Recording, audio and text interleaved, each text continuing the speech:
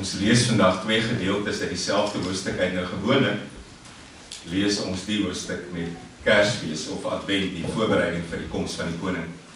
En dan lees ons gewoonlik die eerste gedeelte tot by die gedeelte waar ons vandag begin lees. En ons lees juis vandag twee gedeeltes wat op mekaar volg, wat vir ons iets vertel van Jesus. Iets wat ek en jy nodig het om te weet, om agterna weer iets te besef en 'n besluit te neem. Lukas 2, twee gedeeltes vanaf vers 21 tot 24 aan die begin, Luke 2, vers 21 to 24, en dan weer vanaf vers 41 tot 52, the second passage, Luke 2, vers 41 to 52. Ek lees eers uit Lukas 2, bladsy 70, 2020 vertaling. Na verloop van 8 dae moes die kindjie besny word.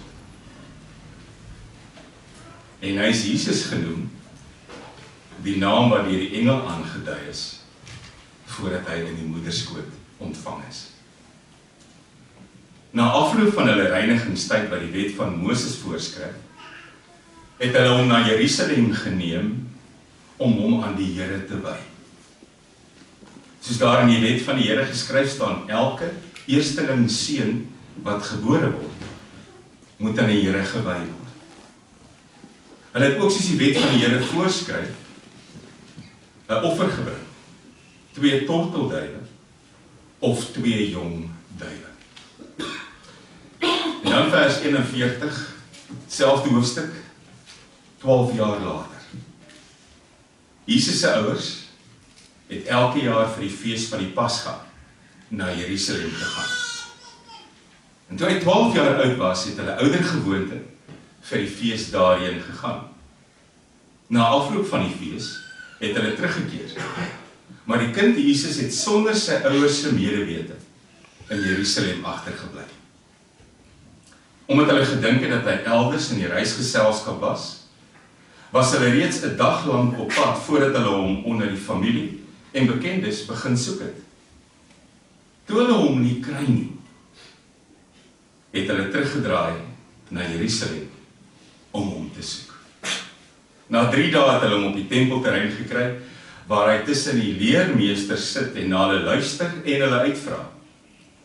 Almal wat na hom geluister het, was verstom oor sy insig en sy antwoorde. Toe sy ouers hom sien, was hulle baie ontstel. Sy moeder sê toe vir hom, 'n kind, hoe kon jy so iets aan ons doen? Kyk, jou vader en ek het angstig na jou gesoek. Maar hy antwoord hulle, waarom het julle na my gesoek? Het julle nie geweet dat ek met die dinge van my vader besig moet wees nie? Hulle het egter nie verstaan wat hy vir hulle gesê het nie.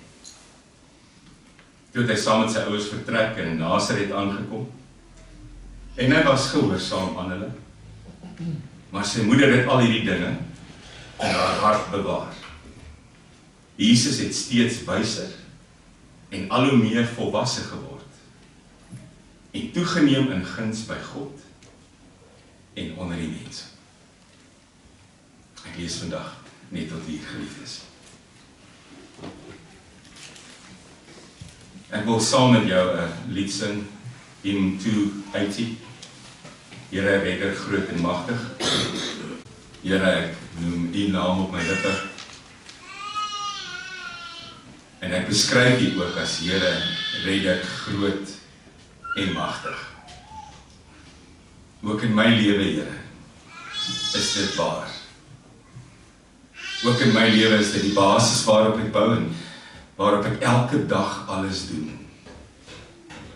En vergeet ek soms wat U gedoen het? Vergeet ek soms daai volmaakte offer wat my hele lewe op 'n ander manier geplaas het, op 'n ander baan geplaas het? Here, dan is dit tyd om te onthou. Vergeet ek dat U my gered het wanneer ek met ander mense te doen kry? Vergeet ek dat U my gered het wanneer ek ander moet vergewe? Vergeet ek dat U my gered het wanneer ek in geduld moet leef? Dan wil ek hê U moet my deur die Heilige Gees maak om te hou, Here. Want ek wil nooit vergeet nie.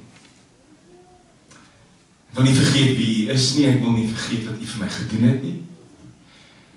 En ek wil ook nie vergeet, Here, wat U vir my gevra het om te doen nie. Ek wil U naam bely as die enigste God, Skepper, Koning, as almal stil bly. Ek wil regop staan en U grootheid juig as almal voor ander gode kniel. Ek wil vir geen oomblik U naam sleg maak nie, ook nie oneer nie.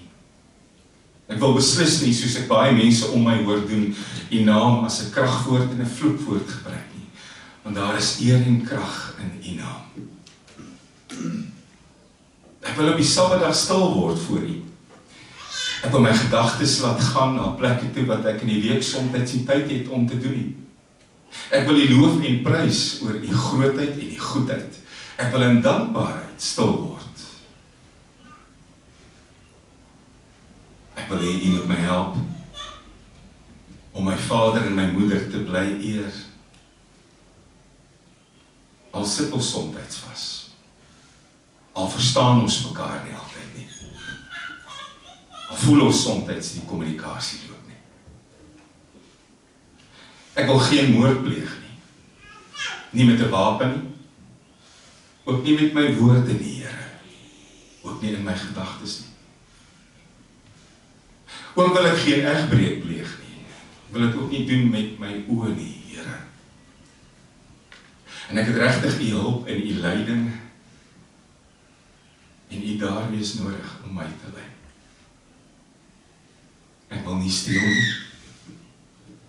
Nie ander mense se vreugde nie. Ek wil nie ander mense se lewens vat nie. Ek wil nie ander mense se vreugde van hulle wegvat nie. Ek wil ook nie valse getuienis verkondig nie. Ek wil nie in kinderstories verdrink nie, Here. Ek wil nie slegte goed kwytraak. Ek wil nie leuns my basis maak nie. Ek wil ook nie begeer nie. Want die oomblik as 'n mens begeer, dink jy altyd aan dinge wat jy nie het nie, en vergeet jy om dankbaar te wees oor dit wat jy wel het. Daarom, Here, lei my as redder, lei my as verlosser, lei my as magtige een deur U Heilige Gees, om my lewe voortdurend aan U vas te maak, tot U eer. Dankie vir vanoggend. Dankie vir die geleentheid om vir ons mense te bid, hier, naby en ver. Dankie, Here, vir die geleentheid om ook vir ons geliefdes in Suid-Afrika te bid. Namibië, reg oor die wêreld. Dankie vir die voorreg om vir my kinders klaar te bid, voor 'n nuwe skooljaar begin. Dankie, Here, dat ons ook die kans het, om vir mekaar te bid, as ons deur moeilike tye gaan. Dankie vir hierdie geleentheid, om weer by mekaar uit te kom, om mekaar te omhels, om bly te wees oor mekaar. Aan U behoort ons gemeente, aan U behoort ons familie. Gebruik my dan, Here. Gebruik my waar U my nodig het. Help my om voortdurend op my woorde en my dade, my gedagtes te let, en help my voortdurend om te vra, is dit tot die uitbou van U koninkryk? Is dit tot die krag van U evangelie? Dankie vir U geduld en U vergifnis vir my en met my. Amen.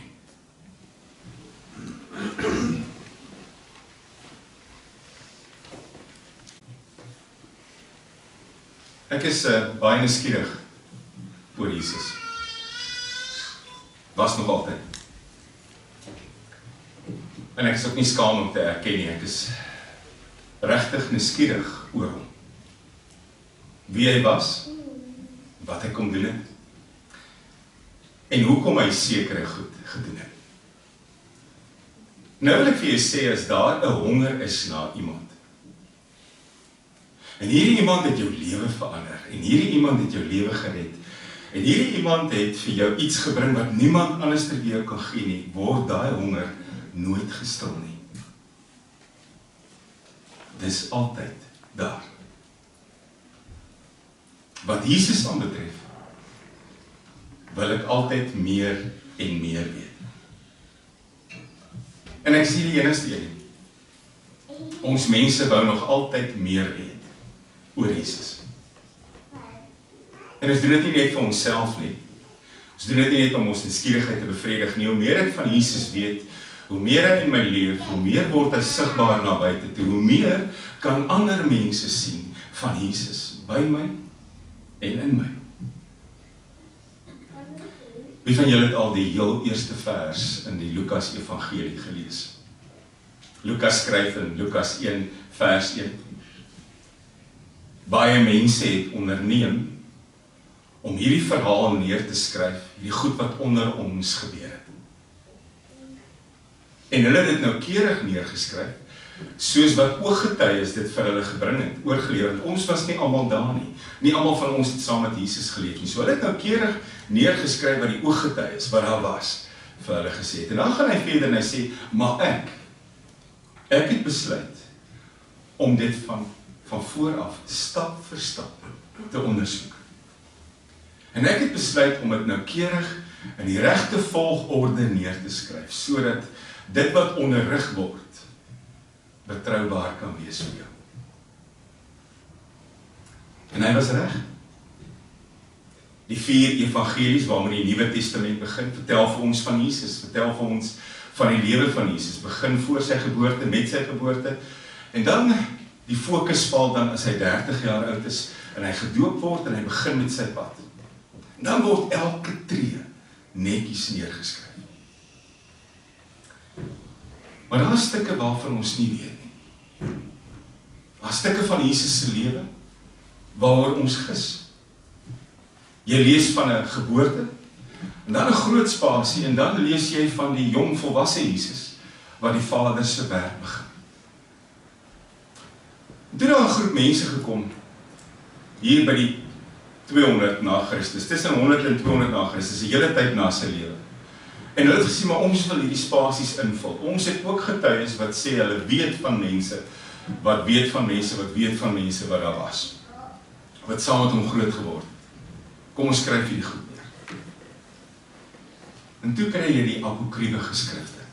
Dit is 'n hele boek daar buite. Wat ook gaan oor Jesus. Evangelies wat neergeskryf is, deur mense wat gesê het, hulle het iemand geken wat iemand geken het, wat hom geken het toe hy 'n klein seentjie was. Die evangelie van Thomas byvoorbeeld, daarin opgeteken, vertel van die jong Jesus wat redelik met groot mag rondgeloop het, en as jy hom teëgegaan het, het jy sommer dood neergeslaan.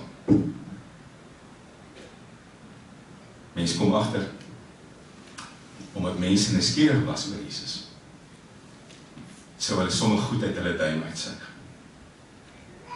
Sou hulle sommer enige iets neerskryf, om die gapings op te vul, want ons is nuuskierig oor Jesus, en daar is te veel gapings.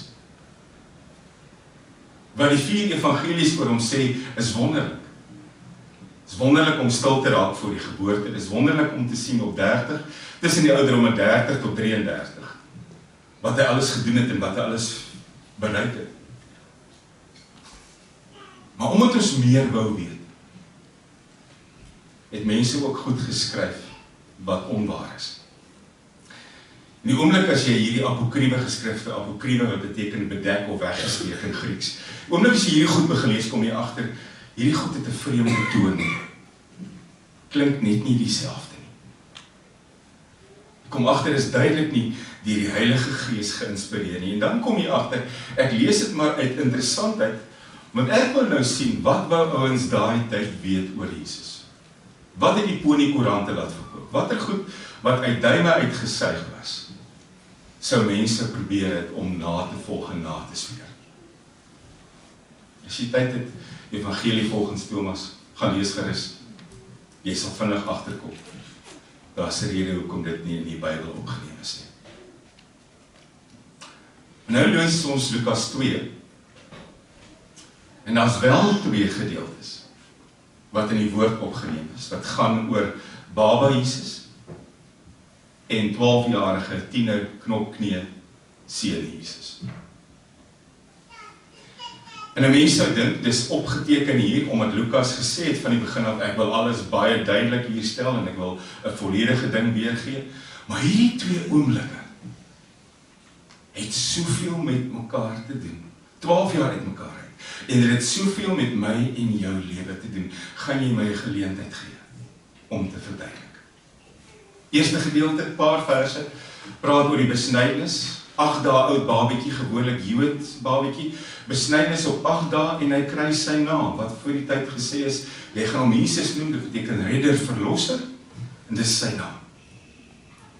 En dan praat dit verder van 'n wyding aan die Here, aan 'n reinigingstyd, en dan kom die tweede gedeelte, weer in die tempel, 12 jaar later, die jong Jesus wat op 'n plek is, waar hy eintlik nie moet wees nie.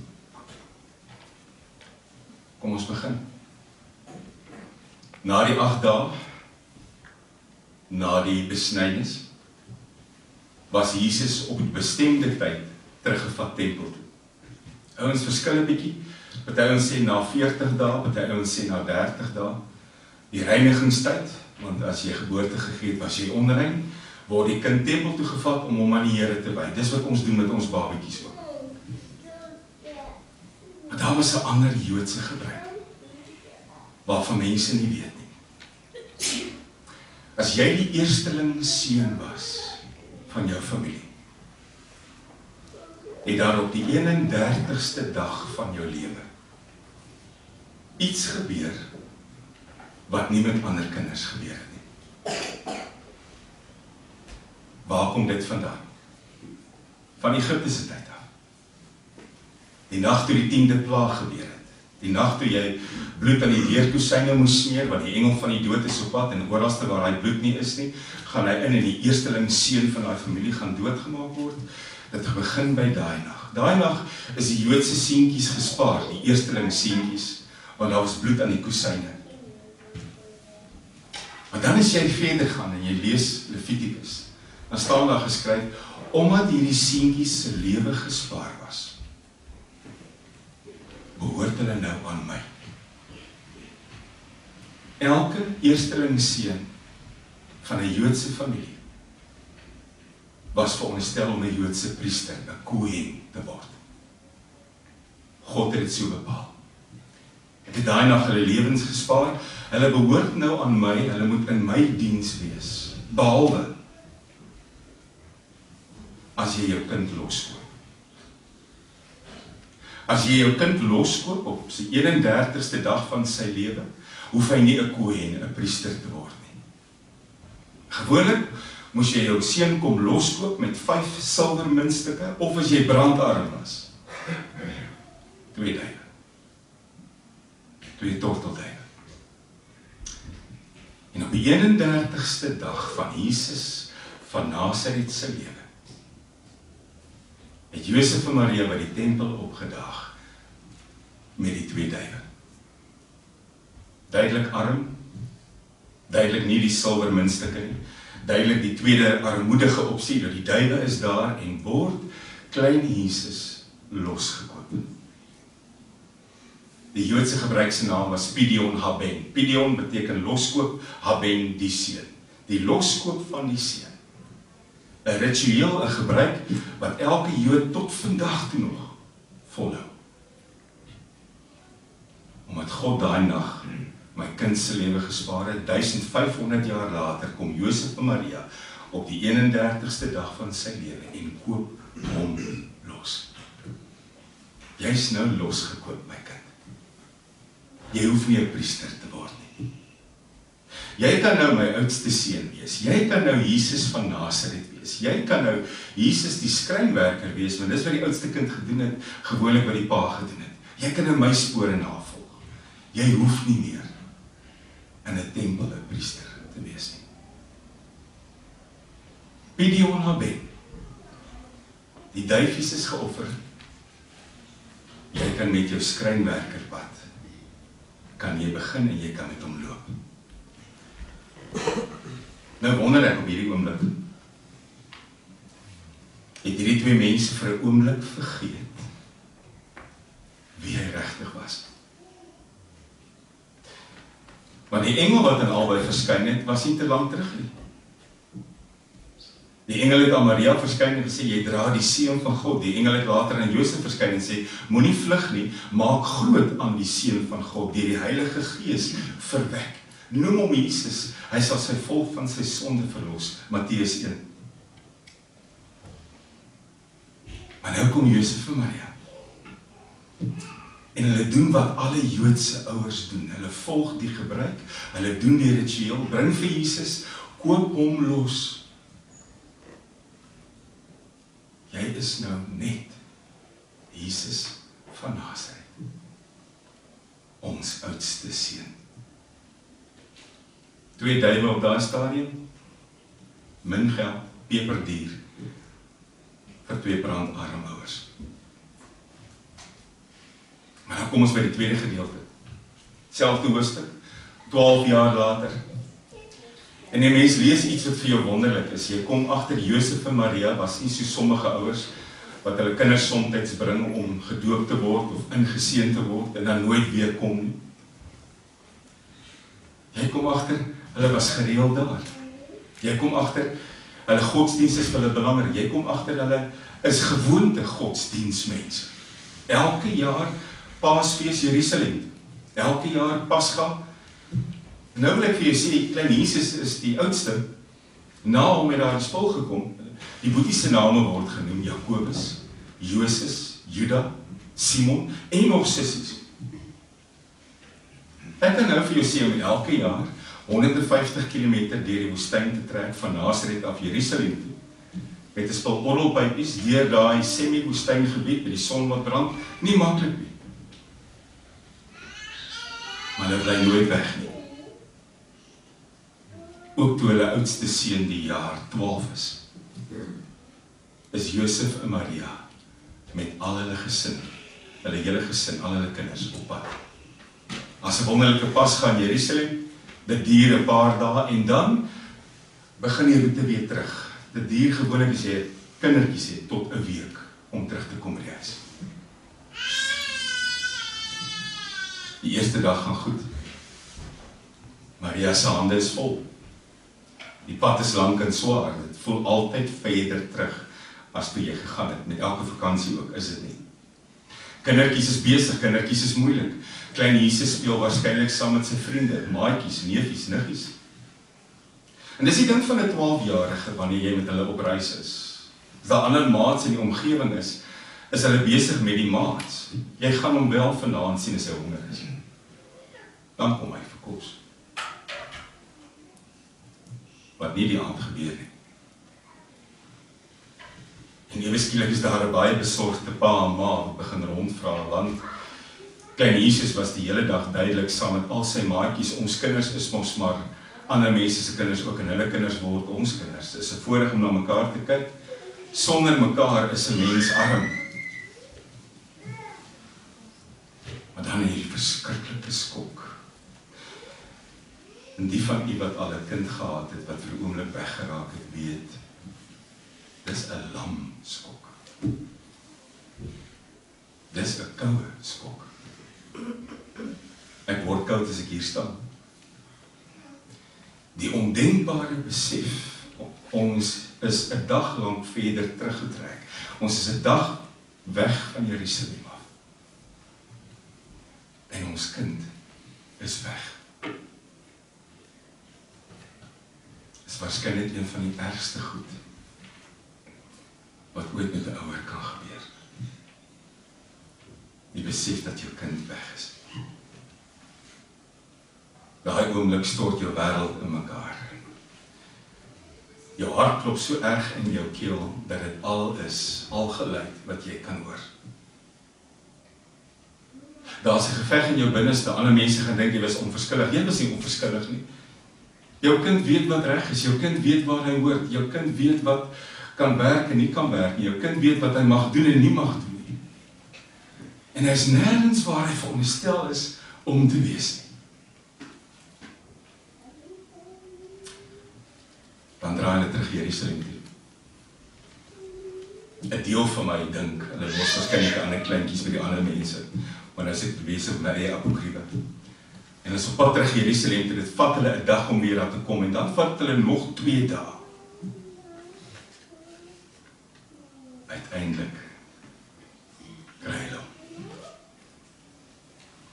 By die tempel, tussen die ringkoppe, by die leermeesters, besig om te luister en besig om te vra. Maar dan die vreemde. Dis nie net die ringkoppe wat praat nie. Hierdie 12-jarige kind is besig om te praat en almal is besig om te luister. Die woord sê, hulle is verstom oor sy insig en sy antwoord. Maar daar dag 2 mense op die prentjie op wat nie verstom is oor hierdie oomblik nie. Hulle is te kwaad om verstom te wees. Dis 2 pare kwaai oë wat eintlik wil weet, wat soek jy hier? Wat maak jy hier? En eintlik kan hulle vir hom sê, jy is 12 jaar gelede losgekoop van 'n verpligting hier. Ons kom hiernatoe 1 of 2 keer 'n jaar. Jy is nie 'n klein priester nie. Die duiwe is geoffer. Die Piet Jon Habet is betaal. Wat maak jy hier? En dan sê die woord, hy was baie ontstel. En sy maat het hom 'n paar vrae, hoe kom jy dit aan ons doen? En hoe kom jy my en jou pa aan soveel angs blootstel? Jy ken hierdie oomblik as jy jou kind uiteindelik kry. Daar's 2 stelle goed. Daar's aan die een kant baie verligting, baie vreugde, aan die ander kant is daar baie woede. Daardie goed moet jy nie meng nie. Aan die begin is die kind nog sy mond daar ook en jy sien is jammer, dan wen die verligting en die dankbaarheid. Dis hoër en swaar, maar die oomblik as daai kind sy mond oopmaak, dan kom die woede. Wat het jy aan ons gedoen? Weet jy nie waar jy ons gesit het nie? Dan kom ek sê vir jou, ek kan by 'n ouer nie groter angs wees as daai besef dat my kind weg is nie. Maar dan antwoord die ouetjie. En ekskuus. Die oomblik as sy antwoord maak hy dit nie makliker nie. Daar's geen jammer nie. Daar's nie ekskuus, ek sal nie doen nie. Daar's nie, ek het nie besef, ek doen dit aan julle nie. Die apokriewe ouens het dit ingesit het, want dit maak sin. Maar dit staan nie hier nie. Hy antwoord met 2 vrae, net 2 vrae. En nie die eerste een op sy eie gestaan, dink ek, sou daai Maria vuis toe moes klem, want dit was 'n moeilike vraag. Die eerste vraag wat hy vra, as antwoord. Vir wat het julle na my kom soek? Vir wat kom soek julle my? Ek praat baie keer met ouers wat oor hulle kinders met my praat, soos wat daar oor my en jou gepraat is deur ons ouers. En kinders wat soms nie luister nie. Kinders wat net aan hulle self dink. Kinders wat net op hulle self ingestel is. Kinders wat kortsigtig is, selfsugtig is. Kinders wat soms, volgens die ouers, arrogant is, onvanpas, onbillik. Kinders wat nie verantwoordelikheid neem nie. Jy hoor wat sê die 12-jarige Jesus en jy dink, trek die skoen aan. Dis waarskynlik oor jy. Jy het nie 'n idee waardeur jy jou ouers gesit het nie. Maar dan kom die tweede vraag. En dan besef jy, hier is 'n ander speletjie. hier is die appelkar omgegooi. Hierdie vraag gooi lig op die eerste ene. Hier is ons nou op 'n hele ander plek. Die tweede vraag wat saam met die eerste ene gaan, hoekom soek julle my? Weet julle dan nie? Weet julle dan nie? Dat ek met die dinge van my Vader besig moet wees nie. Weet jy wat sê Lukas? Lukas sê, Maria en Josef het nie verstaan wat hy daai dag gesê het nie. Maria en Josef sou waarskynlik nooit by 'n oomblik kom dat hulle regtig verstaan. Ek dink Maria daai dag, 'n paar jaar later, onder 'n bebloede kruis nog steeds nie verstaan. Want volgens hierdie twee mense was Jesus se lewe 'n eenvoudige skrynwerkersseun lewe, jy's losgekoop en jy's vandag op 'n plek waar jy nie moet wees nie. Jy was weg en ons vind jou by 'n plek waar jy nie moes wees nie. Maar dan laat Jesus weet. Daai twee duifies. Jy probeer loskoop wat nie joune was nie. Daar was 'n transaksie, Piet Johan Habet, wat nie moes gebeur het nie. Ek het nie gekom dat julle my kan loskoop en kwytskeld en vryskel om te wees wat julle dink ek moet wees nie. Ek is julle eersgeborene, maar ek is God se enigste geborene. Daai dag skemerde deur. Nie gekom om losgekoop te word nie, maar om los te koop.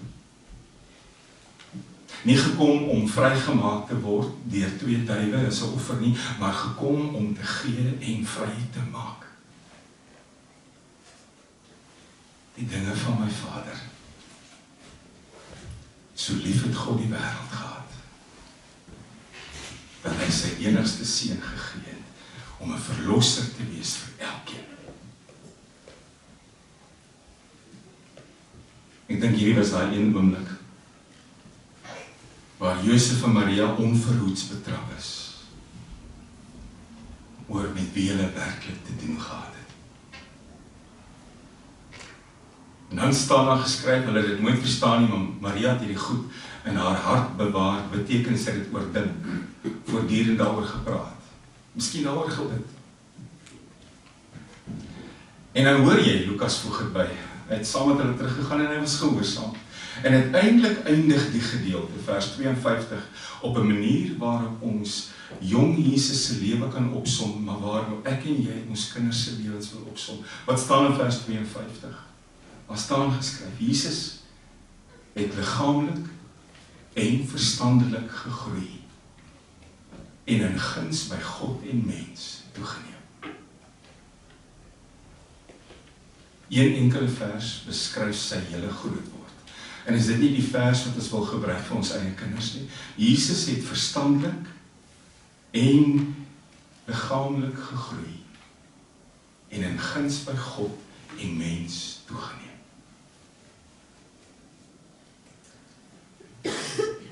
Maar as ek vanmôre by my en jou, en ek sluit af. Ons doen baie keer met Jesus wat Josef en Maria daai dag gedoen het. Ons skeld hom vry. Ons sê vir hom, wees teenwoordig, maar soos ek jou soek. Soos Josef en Maria daai dag na Piet Johan Habet net 'n skrynwerkersseun gesoek het nadat die duifies geoffer is, soek ons baie keer 'n Jesus wat 'n kwytskeld van baie goed. Wees een kant, Kom nader as ek een wil hê. Wees 'n redder as ek een wil hê. Wees 'n trooster as ek een wil hê. Wees iemand wat my bystaan as ek krag soek. Wees iemand wat my toerus as ek nood het. Maar ek speld jou kwyt. Jy hoef nie altyd teenwoordig te wees nie.